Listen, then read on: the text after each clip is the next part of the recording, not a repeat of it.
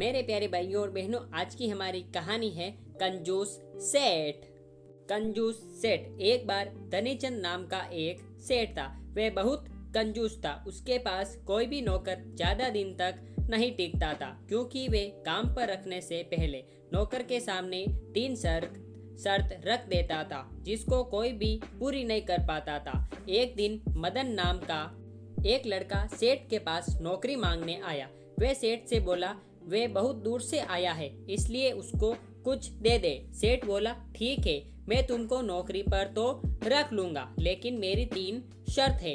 मदन ने शर्त पूछी तो सेठ बोला कि तुमको दिन में या रात में जब भी मैं कोई काम बोलूं तुमको वे करना पड़ेगा। दूसरी शर्त, तुमको दिन में केवल एक ही बार भोजन मिलेगा। तीसरी शर्त, यदि तुम खुद नौकरी छोड़कर जाते हो तो तुमको मुझे 1 साल का पैसा देना होगा। मदन सेठ की सारी शर्त मान गया। सेठ बहुत कंजूस था। वे मदन को गोदाम से भारी भारी बोरियां लाने को कहता और दिन में केवल एक ही बार सूखा भोजन देता था, जिससे वे दिन प्रतिदिन कमजोर होता जा रहा था। कुछ दिन तक ऐसा ही चलता रहा। एक दिन सेठ की बीवी ने उसको भोजन में बहुत कम रोटी दी। मदन ने बोला, इतना काम करने के बाद इतना कम भोजन? तो सेठ ने बोला कि तू काम ही कितना करता है। मदन कुछ दिन बाद सेठ से नौकरी छोड़ने को बोला। सेठ ने उसको शर्त याद दिलाई। मदन ने अपनी माँ के कंगन बेचकर सेठ को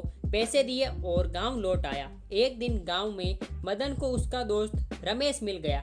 रमेश ने मदन से परेशानी का कारण पूछा तो मदन ने सारी बात रमेश को बता दी। रमेश ने सारी बात सुनकर सेठ का पता पूछा और मदन को चिंता न करने को कहा। रमेश उस सेठ के पास गया और उससे काम मांगा। सेठ ने उसको वही 3 शर्त बताई।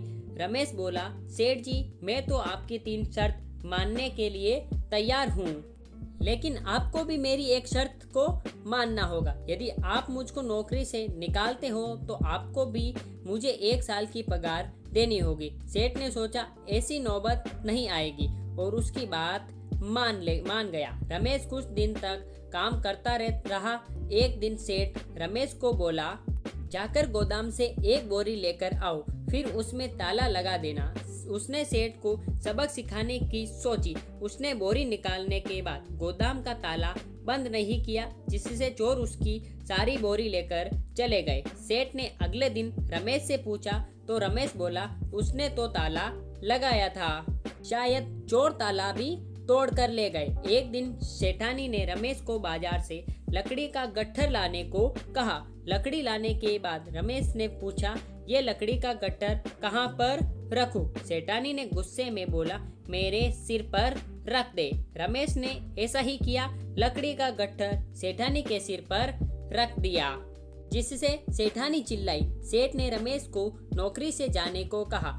रमेश ने सेठ को शर्त याद दिलाई। सेठ उसको पैसे देने लगा। तब रमेश ने सेठ को सारी बात बता दी कि वे अपने दोस्त मदन का बदला लेने के लिए वहां आया है। उसने सेठ से मदन के पैसे लौटाने को कहा। फिर सेठ ने रमेश को मदन के पैसे लौटा दिए। रमेश ने गांव आकर पैसे मदन को दिए, जिससे मदन बहुत खुश हो गया।